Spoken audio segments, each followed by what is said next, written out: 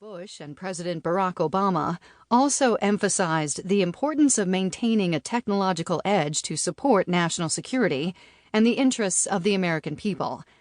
As the 2015 National Security Strategy states, we will safeguard our science and technology base to keep our edge in the capabilities needed to prevail against any adversary.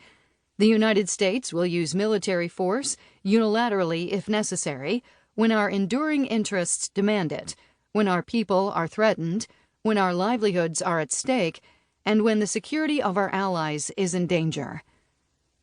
After the fall of the Soviet Union, the United States became the world's sole hegemonic power. Dominance in the technological domain, for example, precision weapons, stealth, and communication networks, have contributed significantly to this position, especially as related to military strength. Today, however, America's position of technological strength is being challenged by an increasingly multilateral world. Continued technological superiority depends on sustaining and improving a robust pipeline of technology innovation. As the Task Force on Innovation wrote in 2012, the United States still leads the world in research and discovery, but our advantage is rapidly eroding, and our global competitors may soon overtake us. The investments in R&D that countries, including China and India, are making reflect an acknowledgement that science and technology once helped make the U.S. the most powerful nation on Earth, and similar power could belong to the nation that most successfully harnesses its intellectual resources and cultivates innovation within its borders. It is no longer enough to support R&D and expect technology innovation, technological superiority, and national security to follow. For the United States to maintain its position requires being the foremost at effectively transitioning R&D investment into technology innovation.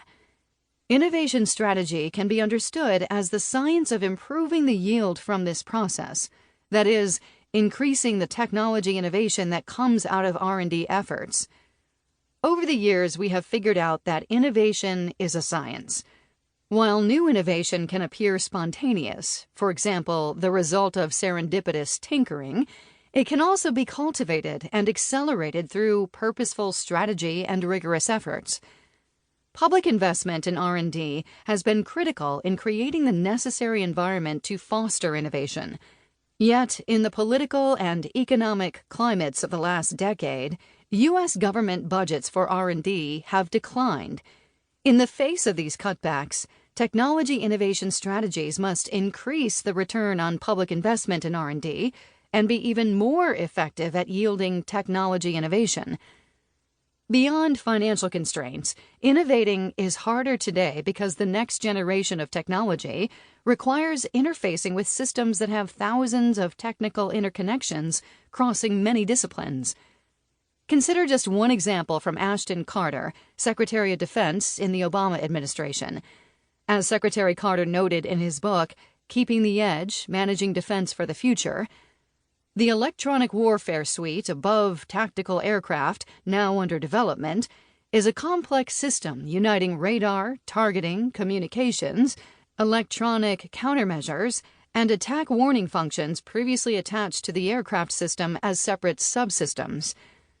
The time it takes to deliver an initial operating capability, IOC, increases with complexity for aerospace systems. As Lieutenant Colonel Nathan Wiedemann, a program manager of the Defense Advanced Research Projects Agency, DARPA, said, "A big part of the problem is that even though the systems we're building are much more complex than they have been in the past, the way we engineer defense systems hasn't fundamentally changed in a long time."